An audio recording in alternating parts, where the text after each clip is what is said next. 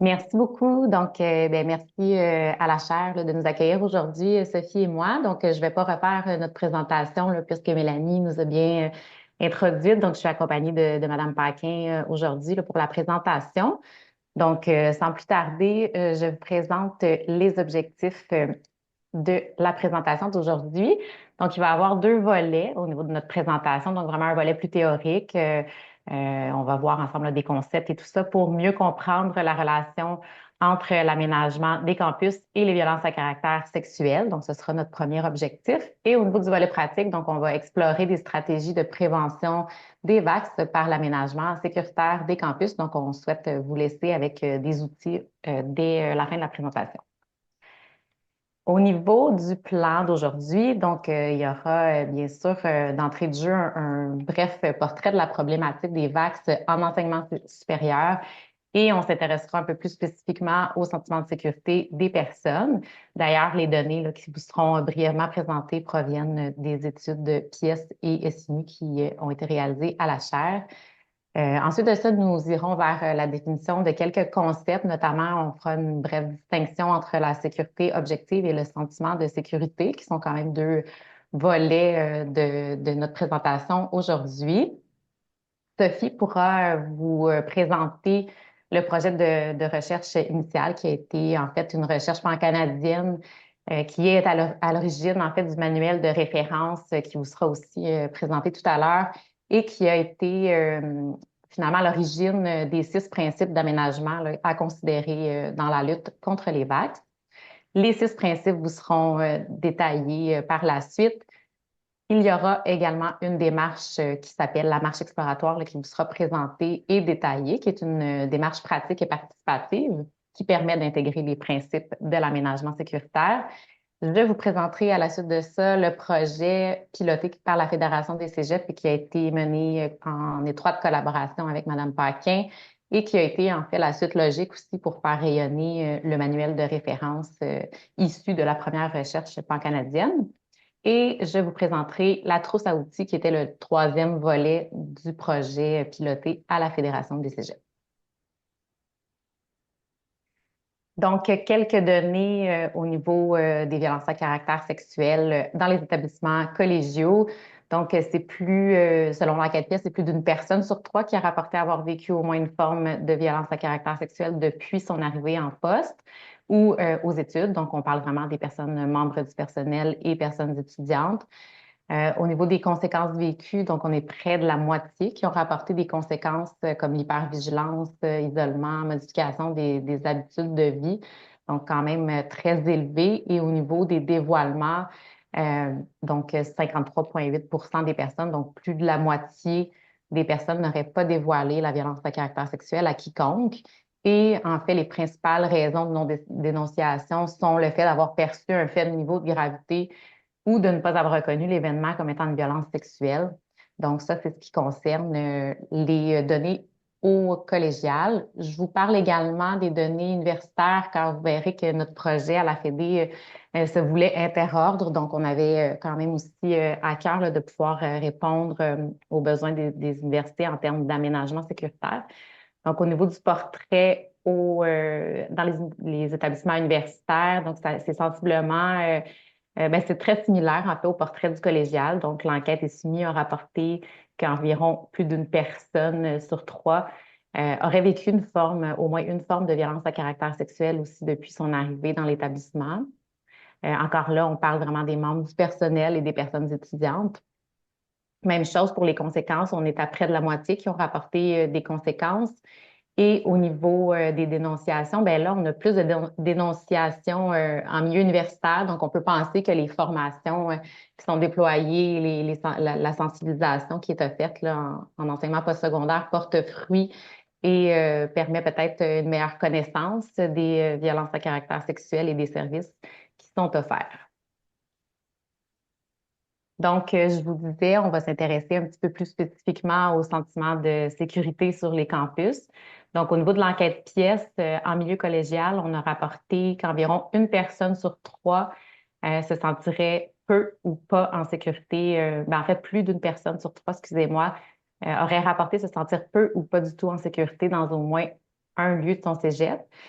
Si on décortique un petit peu selon le genre, on remarque que l'appartenance à un groupe social donné peut influencer finalement le sentiment de sécurité des personnes dans les différents espaces. Donc, les minorités, les personnes des minorités de genre étant en majorité touchées par ce phénomène.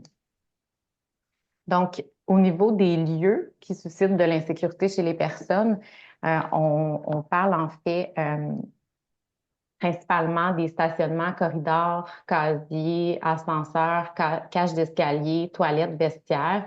Ça, ce sont les principaux espaces en fait qui ont été rapportés comme suscitant de l'insécurité. Donc, on voit que c'est quand même des lieux qui ont des caractéristiques spécifiques, comme par exemple un faible éclairage, qui peuvent être dotés par exemple de coins isolés, des coins sombres, des lieux où est-ce qu'on pourrait être susceptible de se retrouver seul. Qui pourrait aussi avoir un caractère intime. C'est le cas, entre autres, pour les toilettes, les vestiaires. Donc, voilà pour les lieux qui sont ressortis en majorité. Même si les lieux plus occupés génèrent un sentiment de sécurité là, à la hausse, selon ce qu'on voit dans les données pour la plupart des personnes, mais ce n'est pas nécessairement le cas pour tous les groupes. Par exemple, dans l'enquête Alliance qui a été également menée par la Chaire, qui s'est intéressée plus spécifiquement aux personnes de la diversité sexuelle et de genre. En fait, les personnes ont rapporté se sentir moins en sécurité, par exemple, dans les installations sportives, ce qui inclut en fait les gymnases, piscines, salles d'entraînement, où est-ce qu'on pourrait retrouver quand même un grand nombre de personnes, mais c'était pas nécessairement corrélé avec un sentiment de sécurité élevé.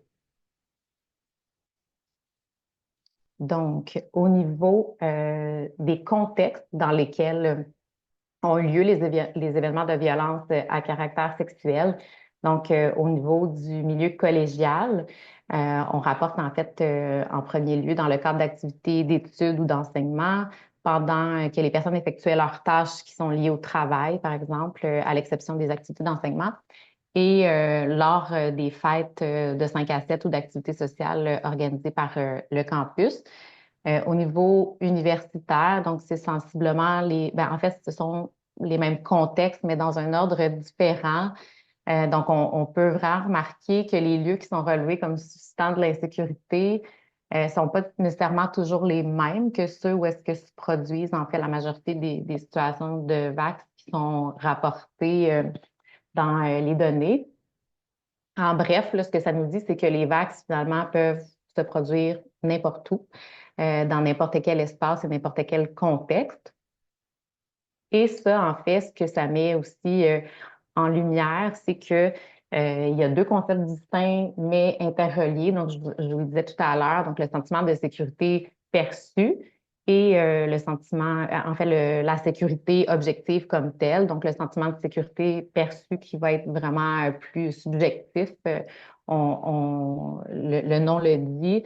Donc, dans les deux cas, nécessairement, c'est important de dire qu'il peut y avoir, en fait, qu'il existe des marges d'erreur, qu'il peut y avoir un décalage entre ce qui est perçu et finalement la réalité. Donc, on peut, par exemple, se sentir en sécurité dans le cadre de nos activités d'études, entre autres dans les salles de cours ou autres, parce que ce sont des endroits où on se retrouve fréquemment. Souvent, ça fait partie de notre quotidien, de nos activités quotidiennes. Et d'autre part, la sécurité objective aussi se base parfois, souvent en fait, sur par exemple, le taux de criminalité qui pourrait être rapporté dans un espace X, mais on sait particulièrement dans le cas des vax que les événements peuvent être sous-rapportés, donc que la représentativité est limitée à ce niveau-là. Donc, c'est pas nécessairement les seuls éléments sur lesquels on peut s'appuyer pour agir en ce sens. Donc, ça nous amène aussi au concept de Safer's Place. Donc, chaque endroit, finalement, comporte le risque que des expériences négatives soient vécues par les personnes utilisatrices, mais chaque endroit comporte également un potentiel, finalement, de protection. Donc, l'idée, c'est pas non plus d'apporter, de donner un faux sentiment de sécurité aux personnes ou d'alarmer concernant certains lieux, mais c'est surtout de donner des options, finalement, de protection par le biais de l'environnement dans lequel les personnes exercent leurs activités quotidiennes d'études ou professionnelles. Donc, donner des options finalement à ces personnes-là pour augmenter leur sentiment de sécurité, donc qu'elles sachent qu'elles ont à la portée de la main des options en cas de besoin. Et je compléterais avec, ce que vient de dire avec justesse Audrey-Anne en disant qu'il y a comme un biais même dans le choix des termes entre sentiment de sécurité perçu et sentiment de sécurité objective. Idéalement, il faudrait dépasser ça pour trouver d'autres termes qui rendraient compte plus justement d'une certaine réalité. Parce que même dans la sécurité objective, c'est pas la sécurité dite objective tant que ça, comme tu viens de le mentionner, entre autres, parce qu'il y a une sous-déclaration des événements, là. Et puis aussi, cette sécurité, et même au niveau du sentiment de sécurité perçue, il y a des manifestations objectives. Moi, je suis urbaniste, et puis je le sais bien qu'il y a des gens qui vont privilégier habiter dans certains quartiers plutôt que dans d'autres, entre autres en raison du sentiment de sécurité. Alors, il y a donc des incidences directes sur les comportements, sur les choix presque de vie, ou en tout cas certains choix de vie. Donc, il y a comme des biais un petit peu problématique au niveau des termes. Mais ceci étant dit, c'est les termes qui sont souvent utilisés, donc c'est pourquoi on vous les présentait.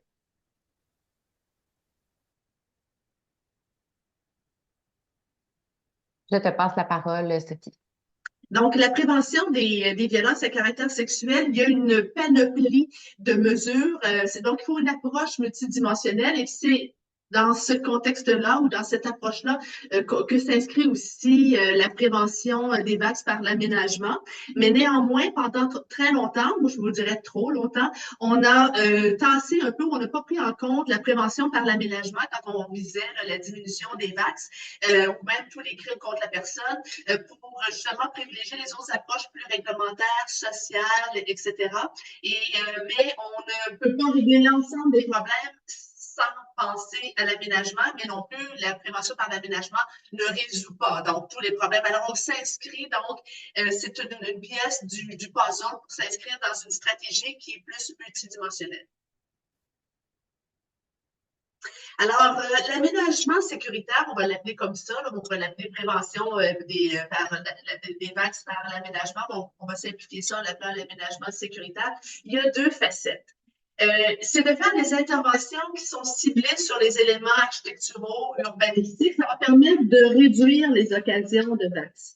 Et cela s'appuie sur un ensemble de recherches qui ont débuté même dans les années 70 où on voit entre autres la théorie du choix rationnel où les délinquants, les agresseurs peuvent être mus par des pulsions, par toutes sortes d'éléments qui les font passer à l'acte, mais ce qu'on découvert les recherches à cette époque-là, c'est qu'il y a quand même un choix rationnel dans le choix de la personne et du lieu surtout où va se réaliser l'acte problématique. Alors donc, c'est modulé par est-ce que j'ai la possibilité comme délinquant de me faire attraper, est-ce que la cible est facile à atteindre, etc.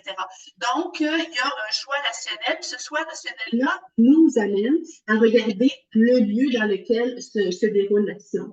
Il y a d'autres chercheurs aussi, entre autres canadiens, qui ont dit l'environnement émet comme ou reçoit comme des cues, c'est comme des indices qui vont être captés principalement par la personne qui veut faire un acte, à l'époque on parlait d'acte criminel, mais aussi par les cibles potentielles, par les personnes qui sont aussi dans ces lieux-là. Et c'est pourquoi on veut aussi augmenter le sentiment de sécurité des personnes parce qu'elles captent elles aussi les indices que recèle l'environnement. Par exemple, si on a des endroits mal entretenus, comme on le voit sur l'illustration, si on voit des endroits qui sont des recoins mal éclairés, ce sont des indices aussi qui vont affecter le sentiment de sécurité des personnes.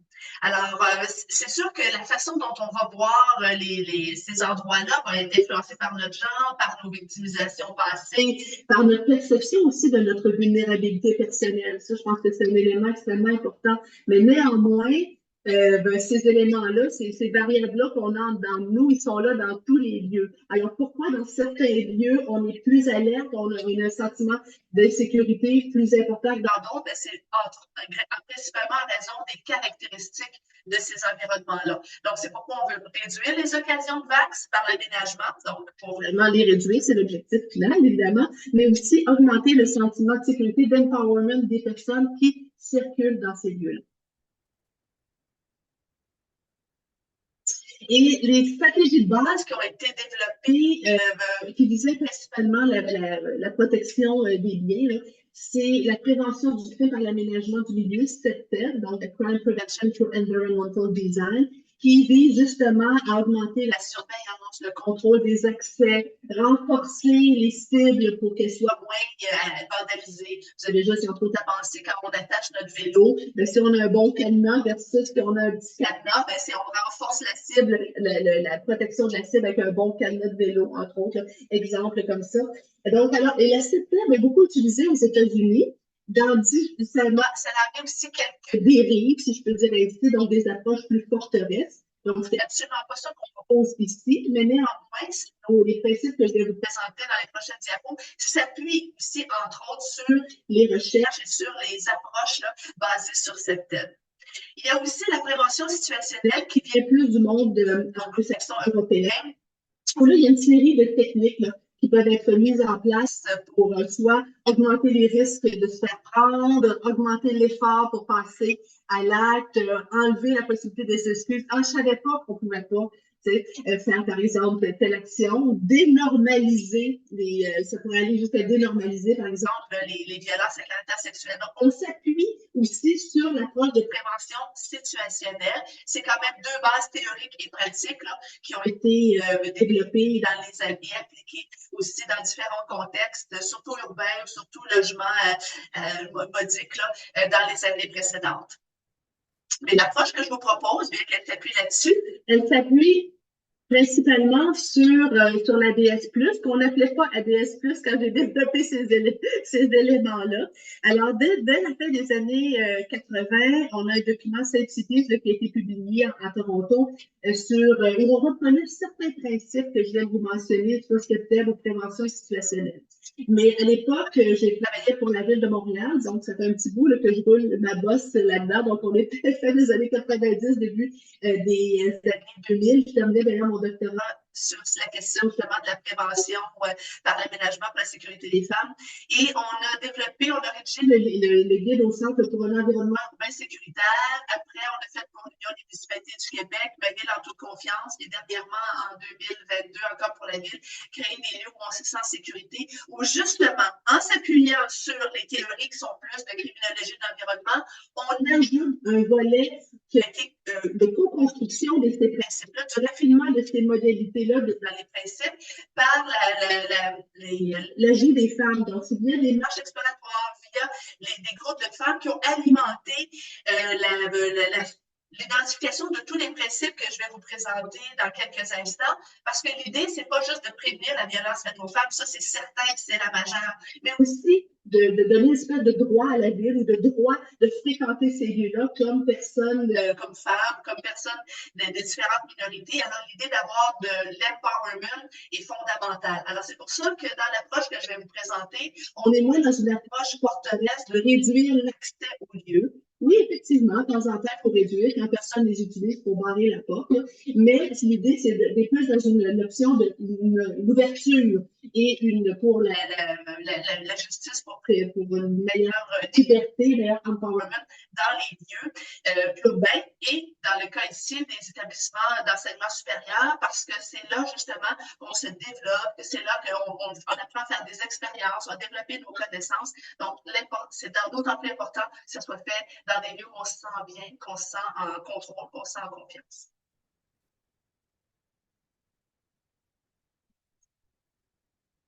Prochaine diapo. Alors, quand on m'a demandé de rédiger le manuel pour le ministère de l'Enseignement supérieur, compte tenu que moi, j'étais urbaniste, j'ai souhaité faire une recherche pour justement adapter ces principes-là au campus. Alors, j'ai fait une recension de littérature, évidemment. J'ai fait de l'étude des sites web de l'Université canadienne pour déterminer celles qui se distinguent en matière de prévention par l'aménagement. La plupart, on n'emploie pas une approche avec l'ADS ou avec une approche qui intègre le genre, mais qui est plus sectaire, qui est plus prévention là, des lieux là, pour les crimes. Mais néanmoins, on a fait un échantillon parmi les 30 plus grandes universités canadiennes. On a réalisé 17 entrevues avec des intervenants clés dans ces universités-là, entre autres des universités du Canada anglais, parce qu'ils ont, à cette époque-là, en 2018-2019, il y avait une longueur d'avance sur nous pour la prévention des vaccins par l'aménagement. Nous avons aussi, on en a fait aussi dans des universités québécoises et on a aussi complété par 2 entrevues réalisées par des responsables qui travaillent dans des cégeps du Québec. Cette recherche-là aussi a eu un certificat d'éthique qui a été émis par le comité d'éthique de la recherche de l'UQAM.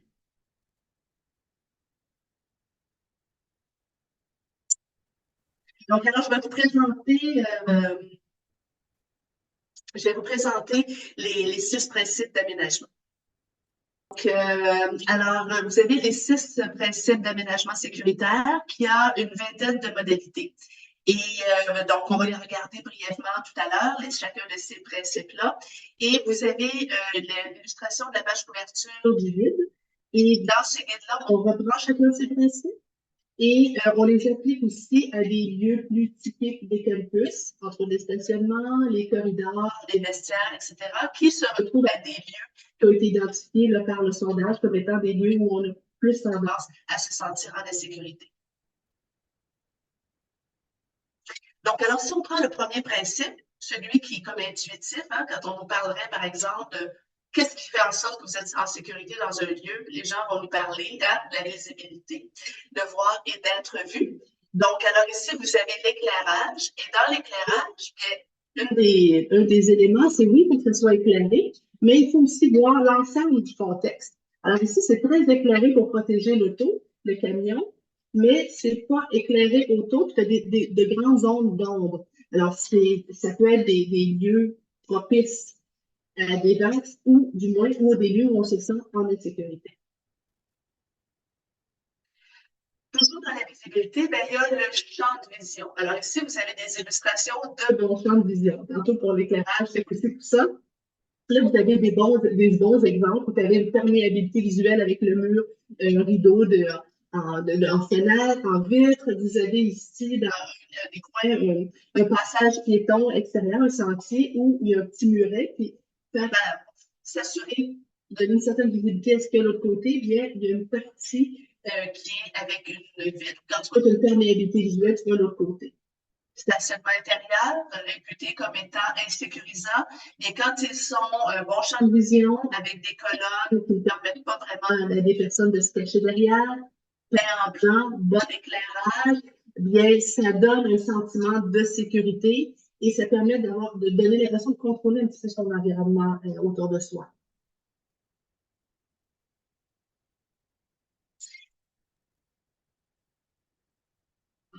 Donc, effectivement, désolée pour le problème de son. Je peux rien pour l'améliorer pour l'instant. Donc, alors, le deuxième principe, c'est la surveillance formelle et l'accès à l'aide. Ça, c'est d'ailleurs un principe qui est ressorti dans la thèse de doctorat où c'était sur l'évaluation du risque là, en milieu urbain. Justement, la possibilité d'avoir accès à de l'aide en cas de pépin. Alors, dans ce cas-ci, il y a différentes façons d'avoir accès à de l'aide et à du soutien. Ça peut être, par exemple, par des téléphones, des intercoms. Ici, vous avez une illustration en bas où beaucoup dans les universités du Canada anglais, même aux États-Unis, entre autres parce qu'il y a une loi, eux, qui les oblige à avoir des mesures d'aménagement sécuritaire. Vous avez un téléphone avec, en temps réel, vous pouvez parler à quelqu'un de la sécurité. Vous avez aussi une caméra qui voit la situation. Vous avez aussi un numéro pour dire je suis au poste 59. Parce que si on le voit ça si on ne sait pas où je suis au coin de quel corridor, ben, ça n'aide pas non plus à amener la sécurité rapidement. Donc, avoir un numéro près de l'endroit où on appelle, ça permet de repérer rapidement où est la personne. Le contrôle physique des accès, bien, vous avez une illustration là, complètement à droite où on voit, entre autres pour les résidences étudiantes, là, on fait un contrôle des accès.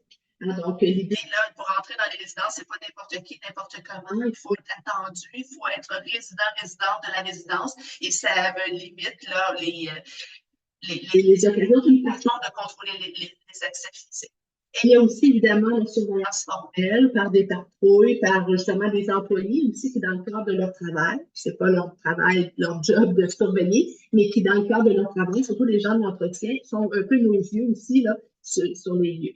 Et finalement, la surveillance technologique, j'arrive en dernier, parce que souvent, c'est la première qu'on met de l'avant. Hein. Souvent, quand on va parler aux gens des responsables de sécurité ou des gens des immeubles, on nous parler des caméras de surveillance. Moi, je la mets en dernier. C'est pas parce que elle n'est pas efficace, mais il faut contrôler où on la met.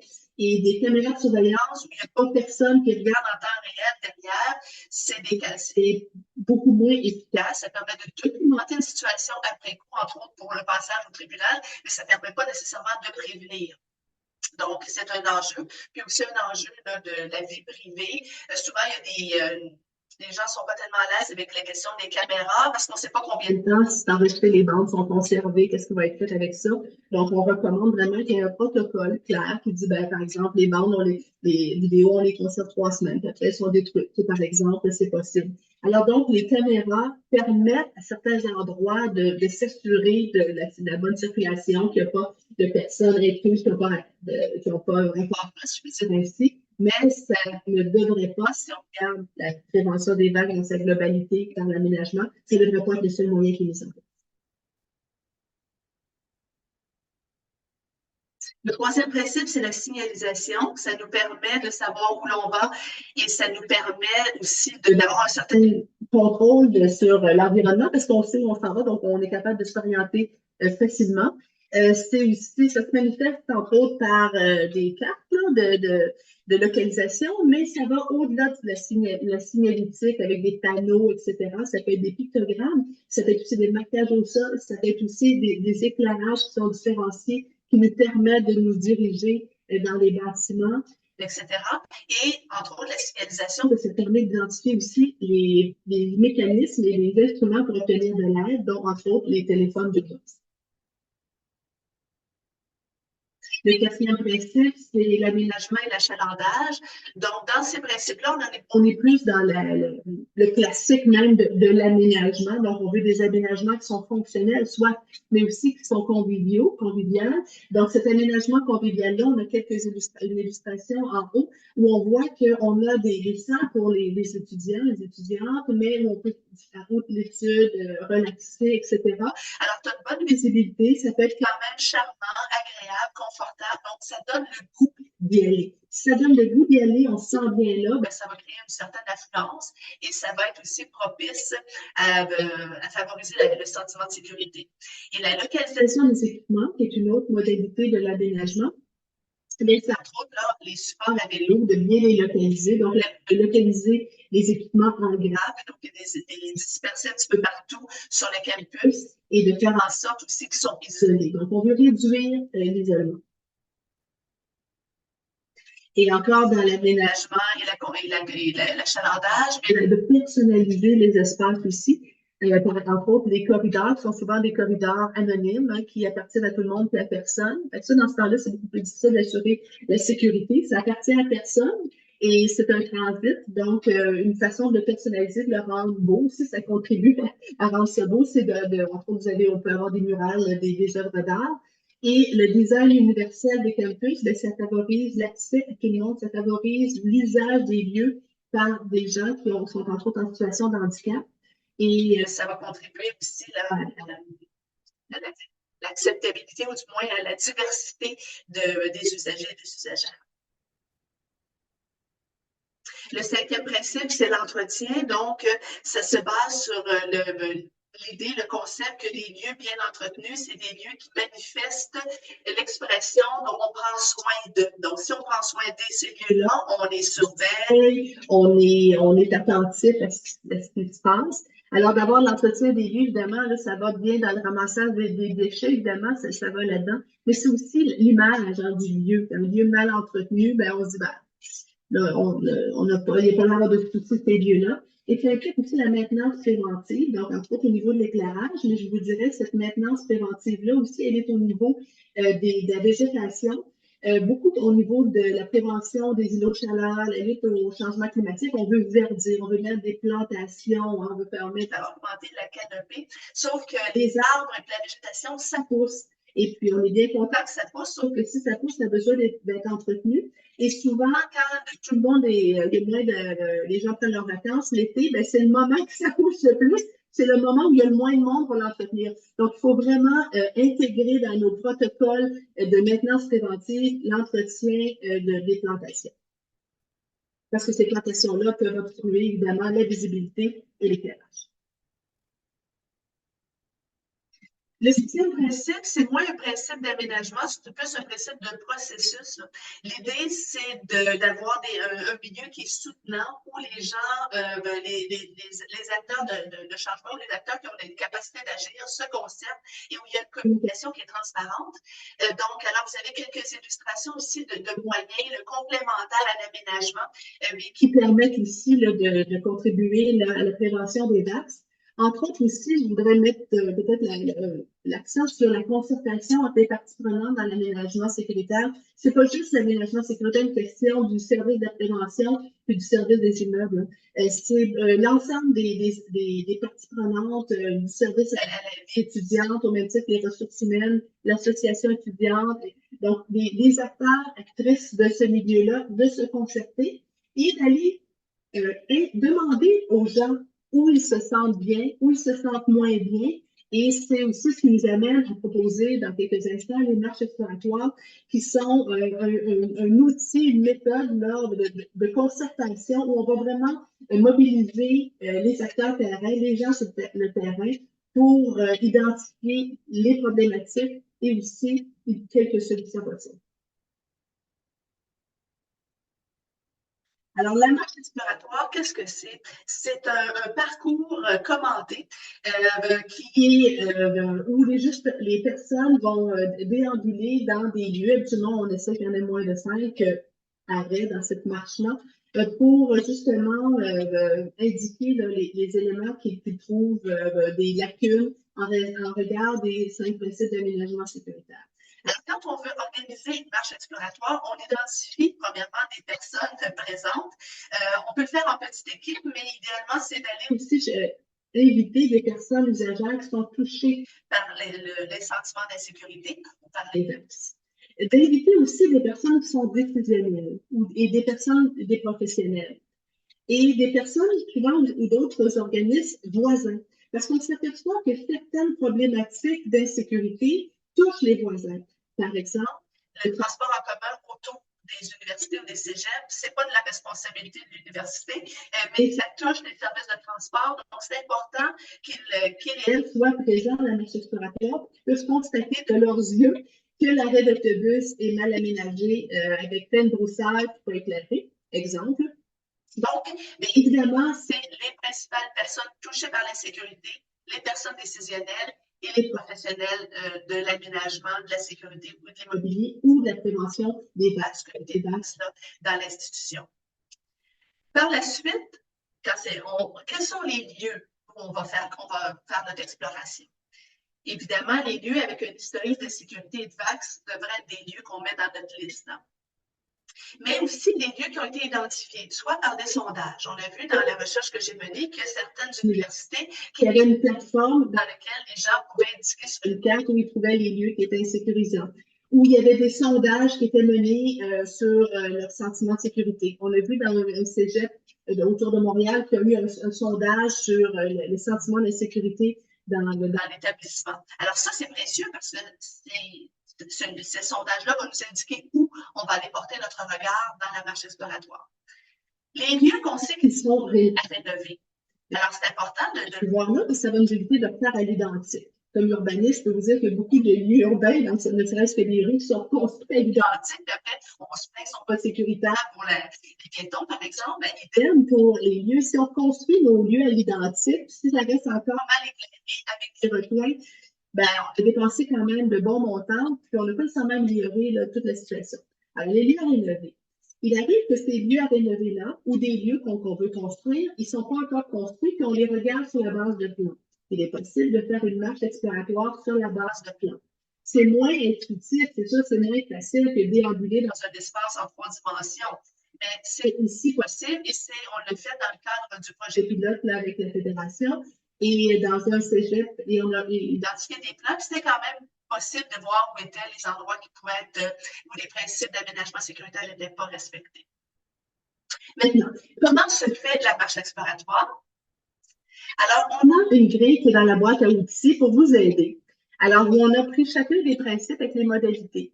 Et on identifie un circuit, comme là, je vous ai pris une illustration, on avait 6 arrêts dans cette marche exploratoire-là. Alors, à chacun de ces arrêts, on reconnaît, c'est animé évidemment par quelqu'un, il y a quelqu'un qui anime, puis idéalement quelqu'un qui prend des notes, parce que la personne qui anime prend des notes, c'est pas évident de faire les deux choses en même temps, surtout si on a un bon groupe, une dizaine de personnes. Alors, et à chacun des endroits, bien, on note les commentaires des personnes participantes en fonction des différentes modalités, au niveau des forces, des faiblesses. Et vu qu'on est sur le site, souvent les gens disent ah, mais c'est pas éclairé. Là. Ah, mais moi, je mettrais un luminaire. Là.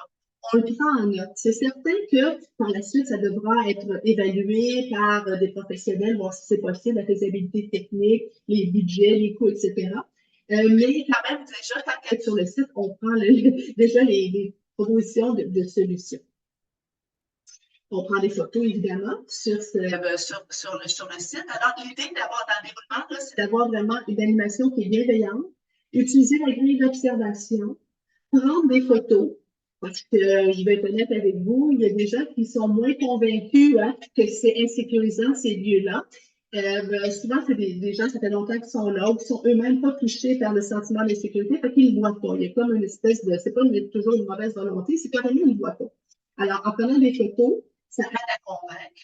Et puis, aussi, on mentionne de rappeler aux gens que la disponibilité de services d'écoute, parce que certaines personnes qui après s'être promenées, même si c'était en groupe dans ces lieux-là, ça va peut-être les rendre anxieuses et leur rappeler de mauvais souvenirs. Donc, il y a des possibilités de services d'écoute qui sont absolument offerts dans tous les établissements. De ne pas hésiter là, à les utiliser par la suite là, pour aller ventiler s'il y a un enjeu.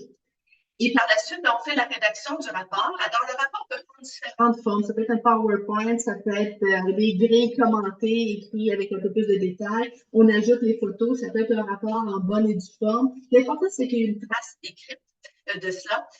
Et puis, c'est transmis aux personnes participantes, parce que souvent, dans les consultations, quand les gens participent à des activités comme ça, il n'y a jamais de rétroaction qui leur est faite par la suite. Donc, d'envoyer là au moins les grandes lignes, les faits flagrants de la marche exploratoire et d'avoir aussi un rapport plus consistant s'il y a lieu là, aux personnes qui sont décisionnelles, donc aux élections, pour qu'il y ait des changements qui soient faits. Alors, dans les changements qui peuvent être appliqués là, à court terme, souvent, c'est des changements pas nécessairement très onéreux. Ajouter un peu d'éclairage, changer le luxe, le nombre de wattages, mettons des lumières, ajouter des panneaux indiquant les directions, tout ça. Ça se peut faire à court terme. On peut même mobiliser les projets avec le milieu là, pour mobiliser les étudiants, etc., pour améliorer ça. Fait qu'il y a des actions qui peuvent se faire à court terme.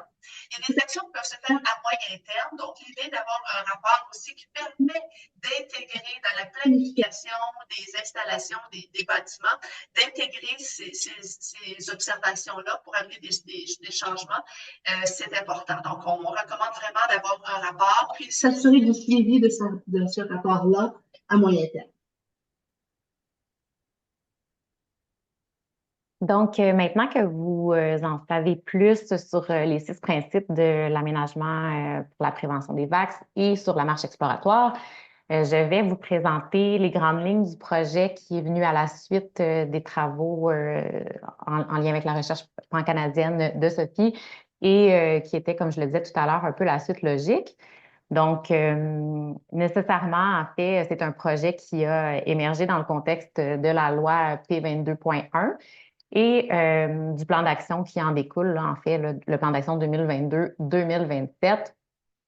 Et c'est un projet qui a été financé finalement par le ministère de l'Enseignement supérieur dans le cadre donc de la loi et du plan d'action. Et en fait, ce que le projet souhaite faire finalement, c'est de faciliter finalement la mise en œuvre de la mesure 1.3 qui figure au plan d'action, donc de renforcer la sécurité des personnes par l'aménagement sécuritaire des milieux d'enseignement supérieur. Donc, c'est sur cet aspect-là spécifique que se concentre le projet. Et cette stratégie de prévention-là, on en a parlé tout à l'heure, donc elle vise à modifier les facteurs situationnels qui facilitent le passage à l'acte.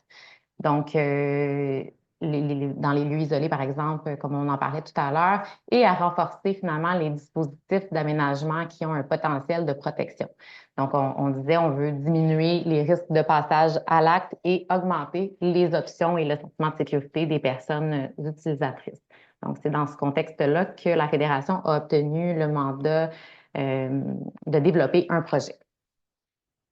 Les objectifs de ce projet-là, donc il y en avait 3. Donc, premièrement, faire connaître et valoriser le contenu du guide que Sophie vous a présenté tout à l'heure et dans lesquels sont détaillés les 6 principes.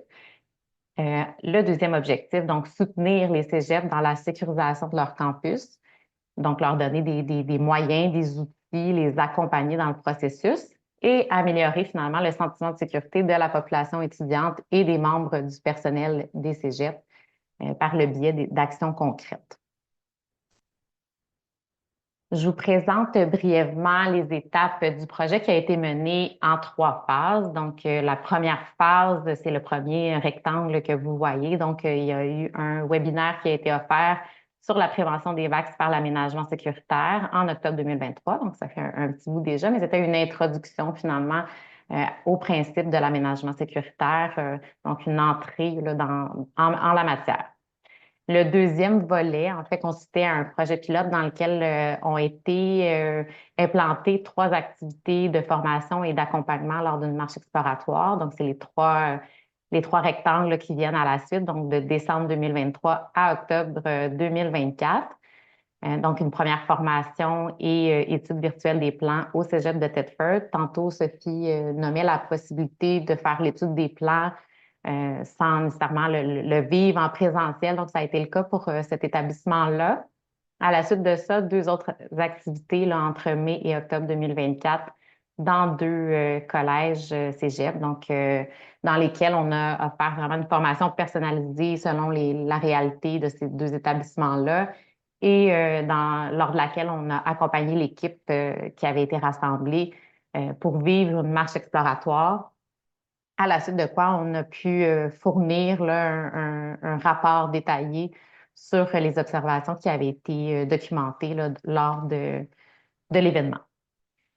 Donc, à la suite de ça, a été développée une trousse à outils que je vais vous présenter un petit peu plus en détail. En fait, la démarche lors desquelles on a fait un accompagnement auprès des établissements collégiaux nous a permis aussi de cibler ce dont allait être composée la trousse. En fait, qu'est-ce que ça prend là-dedans pour permettre l'autonomisation des différents établissements parce qu'on n'avait pas malheureusement la possibilité d'offrir un accompagnement personnalisé à tous les établissements, faute de moyens financiers, entre autres. Donc, le but était de pouvoir vraiment généraliser cette démarche-là à l'ensemble du réseau collégial et universitaire. Comme je le disais tout à l'heure, on a vraiment développé le projet pour que ça puisse répondre aussi aux milieux universitaires qui sont soumis aux mêmes obligations par la loi.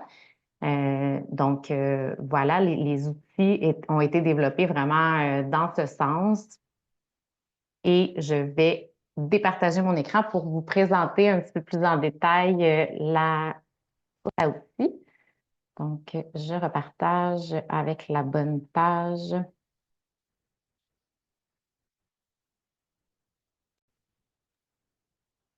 Donc, peut-être juste me faire un petit pouce, Sophie, si on voit la... Oui, parfait. Super, je vais juste revenir en haut complètement, excusez-moi. Donc, voilà. La trousse à outils qui a été développée, vous l'avez devant vous, c'est une plateforme web, en fait, qui est accessible facilement via un seul clic. Donc, je vous présente une petite visite guidée de la page et de ce qu'elle contient. Donc, ici, vous avez vraiment des détails concernant le contexte du projet, donc le plan d'action dont je vous parlais et la loi, donc une mise en contexte toute simple. Ensuite, le contenu de la trousse, elle comprend en fait 2 épisodes d'une balado-diffusion qui a été produite par la Fédération des cégeps et la collaboration de plusieurs autres partenaires, dont la chaire de recherche. On y retrouve également un guide sur la prévention des vagues par l'aménagement sécuritaire. Donc, spécifiquement en fait, en ce qui concerne la marche exploratoire. Donc, on voulait vraiment offrir un guide pratique qui allait permettre de réaliser l'activité vraiment clé en main avec tous les outils nécessaires et les concepts nécessaires et des ressources complémentaires sur la sécurité des espaces et des VAX, donc des articles et un peu de contenu là, qui peuvent guider là, sur la thématique. Un petit peu plus bas, vous avez des informations sur le projet que je vous ai présenté qui a été mené en 3 phases, une définition de la marche exploratoire. Plus bas ici, vous avez la trousse à outils. Je vais y revenir là, un petit peu plus en détail. Je vais juste continuer ma visite avant d'y revenir. Un peu plus bas, vous avez 3 petits carrés là, en fait, qui se développent comme ceci avec des données, des statistiques sur la thématique des VAX et sur le sentiment de sécurité, un peu comme on l'a vu tout à l'heure en début de webinaire. Et un petit peu plus bas, là, on a bien sûr inclus des ressources d'aide aux besoins et mes coordonnées parce qu'en fait, s'il y avait des besoins spécifiques en lien avec la trousse à outils, des questionnements, euh, peut-être des petites technicalités au niveau de l'organisation et tout ça, bien, les personnes peuvent bien sûr me contacter au besoin. Je remonte un petit peu plus haut. Juste avant de passer à la trousse à outils, je prenais le temps quand même de vous montrer la trousse complète parce que la page web, cette trousse-là, a été réfléchie aussi pour pouvoir être utile, en fait, oui, aux personnes professionnelles qui œuvrent dans les cégeps et universités, mais aussi un peu plus largement que ça. On voulait que ça puisse être quelque chose qui puisse servir à titre de sensibilisation, en fait, qu'elle puisse être partagée même à la communauté étudiante pour populariser un peu la stratégie de prévention par l'aménagement au sein de la lutte contre les vagues. Donc, c'est un outil qui peut être utilisé là, vraiment pour les différents groupes qui composent les communautés d'enseignement supérieur. Donc, au niveau de la trousse à outils, je vais aux 2 petits points centraux là, juste avant d'aller au guide et à la balado. Donc, au niveau des ressources complémentaires, vous voyez que c'est toujours en processus. La liste des ressources va venir là, sous peu, c'est en travaux présentement. Donc, restez à l'affût. Au niveau du matériel promotionnel, je ne vais pas nécessairement le regarder avec vous, mais sachez qu'il y a du matériel qui a été prévu si vous souhaitez justement faire de la sensibilisation dans vos milieux, par exemple rejoindre plus facilement la communauté étudiante. Et en fait, actuellement, le matériel est compatible avec les plateformes Facebook et Instagram. Il y a également du contenu qui a été développé pour les plateformes, la plateforme Omnivox. Si jamais certaines personnes avaient des besoins autres, il n'y a pas de problème, là, vous pouvez communiquer avec moi. Puis nous, on a une équipe là, à la Fédération des cégeps qui peut ajuster le contenu aux besoins.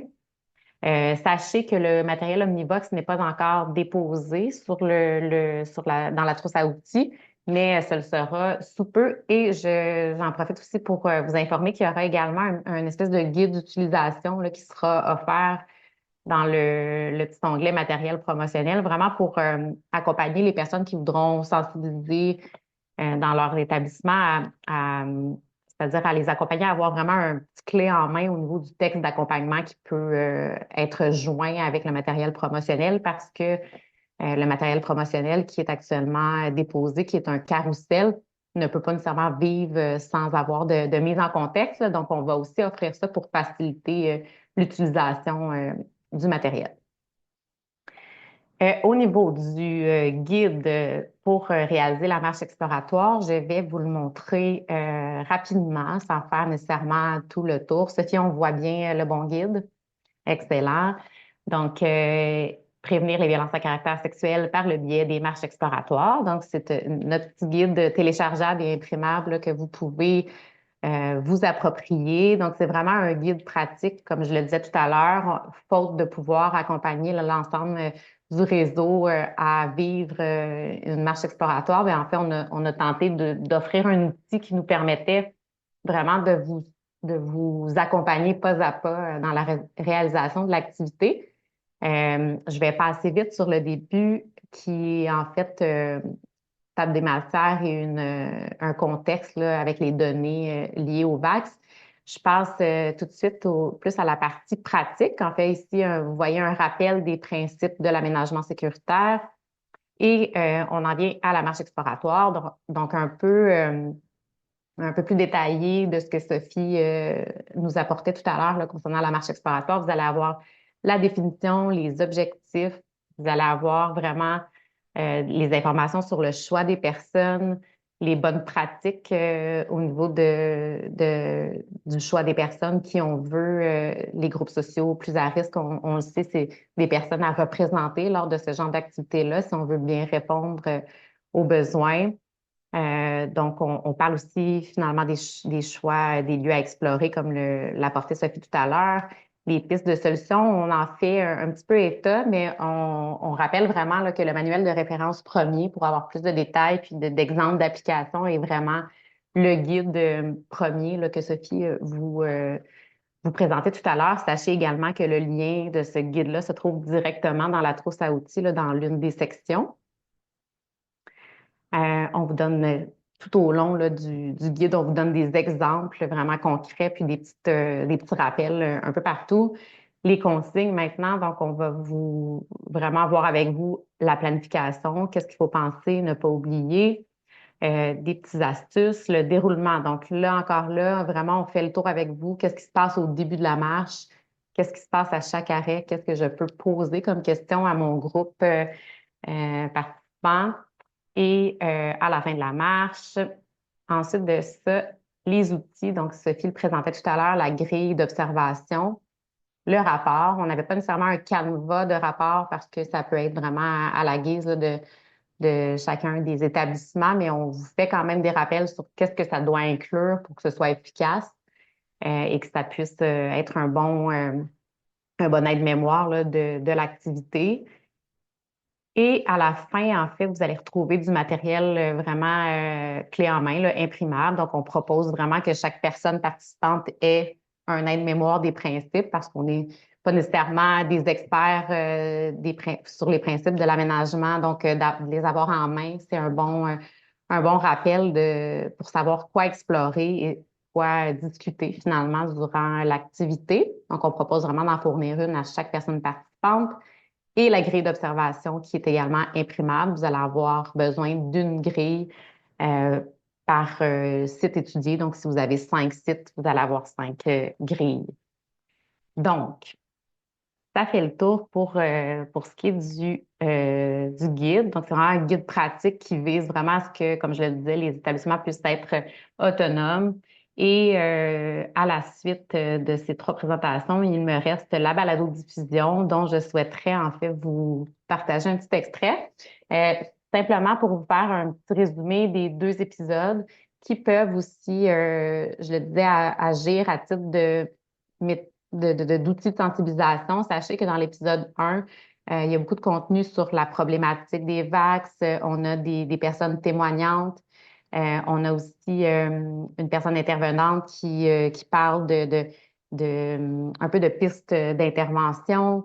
Donc, il va y avoir vraiment des éléments qui peuvent être intéressants à réfléchir, notamment sur le rôle des témoins actifs dans des environnements qui pourraient être un petit peu plus insécurisants. Donc, il y a vraiment des réflexions qui sont apportées à cet effet-là. Donc, n'hésitez pas à les écouter en entier. Le deuxième épisode va concerner un petit peu plus spécifiquement la marche exploratoire. Donc, on vous fait un peu aussi un espèce de mode d'emploi audio. Donc, pour ceux qui sont plus auditifs, ça peut être intéressant de le mettre en version audio. Et on a aussi quelques témoignages là, dans le deuxième épisode. Je vous fais entendre, et je finirai avec ça, je fais entendre un petit extrait là, qui m'apparaissait pertinent concernant l'épisode 1. Et ça va comme suit. Autre élément aussi important, on le voit déjà en fait au niveau collégial de façon générale, puis quand on parle des personnes d'ES, LGBTQIA+, les lieux identifiés ne sont pas nécessairement les mêmes. Et ça peut être différent d'une institution à l'autre aussi. Donc, quand on souhaite identifier les lieux dans lesquels les gens se sentent moins en sécurité, c'est hyper important d'aller consulter les gens de notre institution. Et plus précisément, les gens qui se sentent moins en sécurité. Donc, on parle des femmes, des étudiants, des personnes de LGBTQIA+. Il faut que ce travail-là, préalable à l'aménagement sécuritaire, soit fait pour vraiment identifier ces lieux-là au sein de son institution, parce que ces lieux-là peuvent être totalement différents de ce qui ressort là, dans les études. Donc, c'est important de considérer les résultats des études, mais aussi ce qui se passe au sein de son institution. J'ai aussi vécu des commentaires inappropriés, puis des avances de 2 collègues de travail qui, à plusieurs reprises, sont venus dans des conversations professionnelles. Ce qui est un peu paradoxal, c'est qu'aujourd'hui, je viens parler de l'aménagement sécuritaire des lieux, les endroits qui me rendent plus inquiète, c'est les endroits sombres. Mais ces événements-là sont arrivés dans mon bureau, qui est l'endroit probablement où je me sens le plus en sécurité au cégep. Le fait de vivre tous ces événements-là, c'est sûr que ça fait en sorte que je suis plus à l'affût, peut-être. Donc, voilà pour le petit extrait. C'est un clin d'œil avec l'introduction de la présentation d'aujourd'hui. Si je me trompe pas, là, dans le deuxième épisode, cette même personne-là fait état là, d'améliorations qui ont été faites, entre autres, dans les locaux d'enseignement de personnes membres du personnel. Je pense qu'il y avait eu l'ajout, entre autres, d'un téléphone d'urgence ou des choses comme ça. Donc, il y a quand même des belles réflexions tout au long. Je me permettais de vous faire entendre un petit extrait simplement parce que l'aménagement sécuritaire, ça semble peut-être être un sujet très formel, mais on a essayé de faire quand même des épisodes dynamiques intéressants à écouter. Donc, c'est parsemé de témoignages d'une personne étudiante et d'une personne membre du personnel et de la musique, des petites transitions et tout ça. Donc, c'est quand même agréable à écouter. Je vous le suggère, mais je suis biaisée, bien sûr. Donc, dernier petit point, ensuite, je vous donnerai la parole. N'hésitez pas à me contacter. Vous avez mes coordonnées directement sur cette trousse à outils-là. Si vous avez des questions, s'il y a des petites zones grises, si vous avez envie de faire ce genre de démarche-là, mais que vous ne savez pas trop par où commencer, tout ça. Donc, n'hésitez pas à nous contacter.